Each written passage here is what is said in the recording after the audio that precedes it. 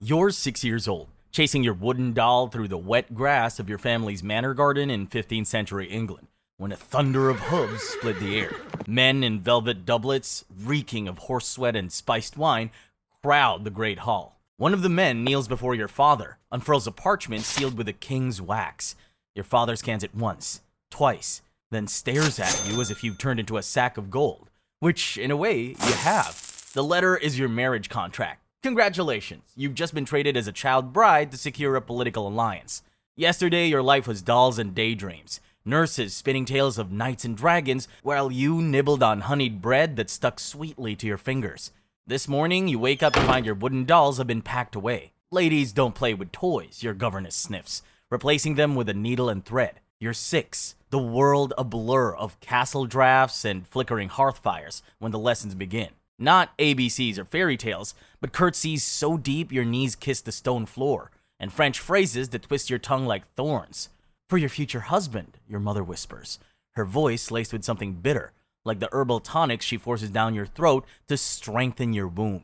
Strengthen? You're still losing baby teeth, for God's sake. By 7, the inspections start. A parade of pinch-faced physicians and midwives troop into your chamber, reeking of vinegar and herbs. They press rough hands against your belly, mutter about humors, and whisper about breeding potential. One grizzled doctor nods approvingly. You'll do nicely once you're old enough. The way he says old enough makes your skin crawl in ways you don't yet understand. Your father beams like he's won a lottery, while you huddle under the blankets, pretending it's all a nightmare. Then the day comes. You're dressed in a scratchy brocade gown that weighs more than you do, standing in a drafty chapel that smells of incense and old stone. The groom? A man old enough to be your father, his breath sour with ale, his eyes scanning you like a merchant appraising cloth. He's 32, you're 7, and the betrothal, dressed up like a wedding, feels suffocating. Your dress is heavy, the crown keeps sliding over your eyes, and you can barely pronounce your own vows.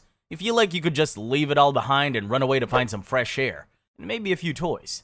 But you can't. Vows are mumbled, yours scripted, his slurred, rings exchanged. Yours, a heavy gold band that slides around your finger like a shackle. You're kissed by a man who smells like ale and old leather. Crowd cheers.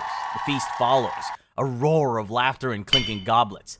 But your childhood officially dies in that moment, suffocated under yards of crimson silk. You spend your betrothal night in a strange bed, curled around the little cloth doll you smuggled beneath your shawl, while the revelry below thunders on. Your new home is a fortress 3 days' ride from everything you've ever known. The servants whisper in a dialect you don't recognize.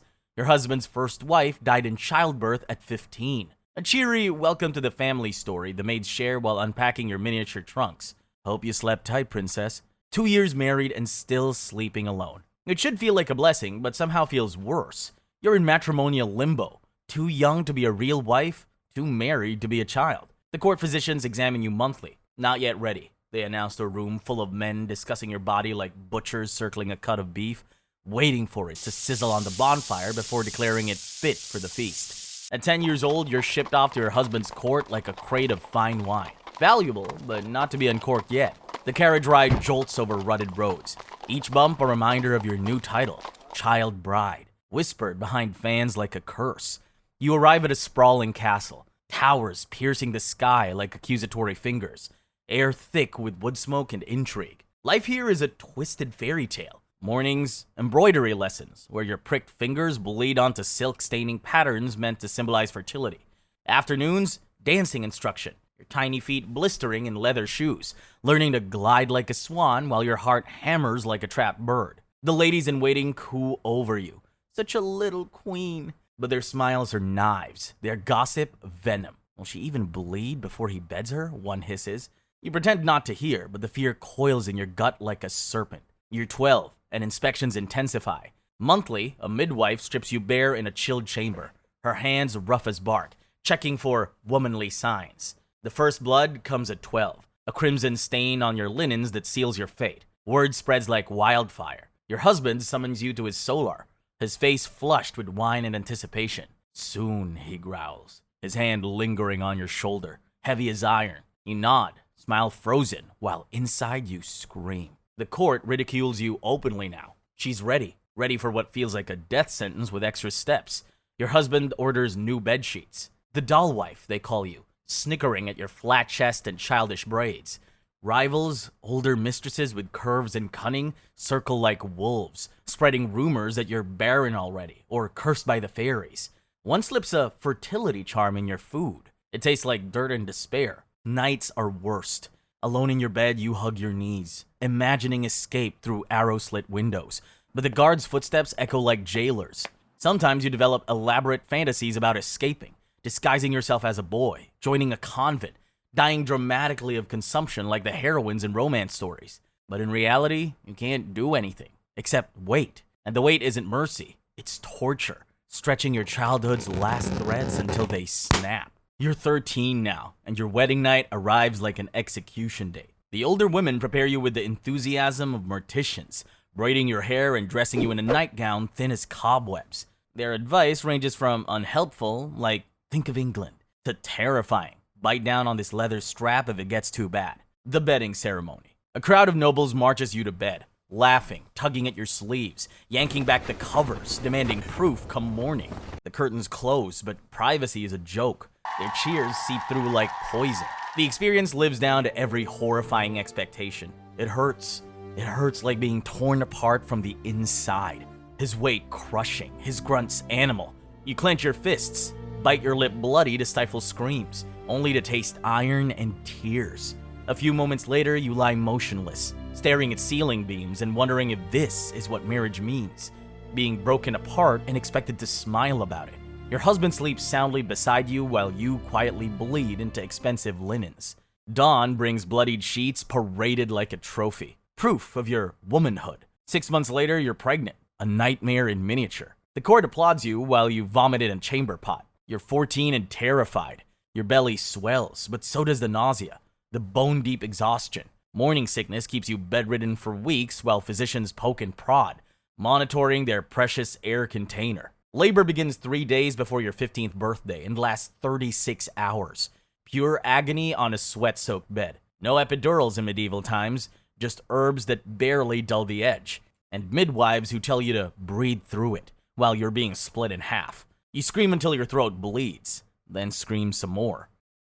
You survive, barely. The baby doesn't. Your son, because of course it was a son, lives for 4 hours before slipping away like morning mist.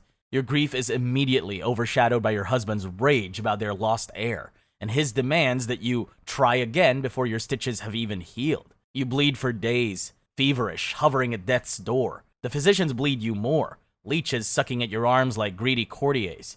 You survive, barely, but your body remembers. Hips widen, scars hidden under gowns, a constant ache like a war wound. At 15, you're a widow. Your husband dies of a fever, leaving you with crushing debts, a title you can't inherit, and trauma layered thick as winter frost. For the first time in a decade, you're alone with your thoughts. They're not pleasant company. Freedom lasts exactly 3 months before your brother-in-law arrives with another marriage contract. Apparently, your womb is still considered valuable real estate, despite its previous tenant not surviving long. You're to be married off again, this time to a duke twice your age, who already has 6 children from 2 previous wives.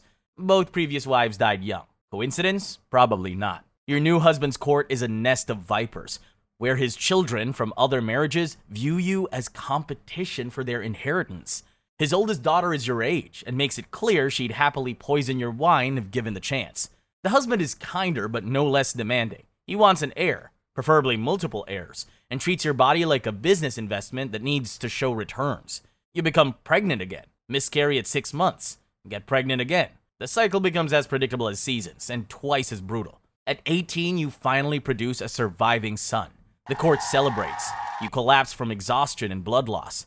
The recovery takes months, during which whispers circulate about finding your husband a second wife to help with the breeding duties. You're 18 years old and already considered worn out. Your body bears the evidence of repeated trauma, complications from difficult births, malnutrition from constant pregnancy, and a spine curved from carrying babies before your own bones finished growing. You look in mirrors and see a stranger wearing your face, aged beyond her years by experiences no child should have survived. At 22, you've buried 2 husbands, birthed 4 children, 2 of whom survived, and somehow navigated the murderous politics of medieval nobility without being poisoned, executed, or driven completely mad. Your health is permanently damaged from too many pregnancies too young. Your hips ache constantly. Your back is twisted from carrying babies before your body was ready.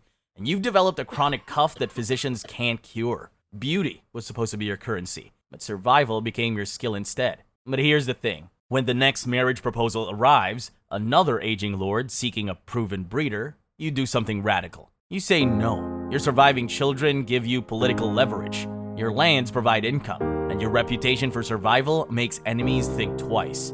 For the first time in your life, you choose your own path. The 7-year-old who lost her wooden dolls would be proud. You finally learned to play with fire instead of being consumed by it.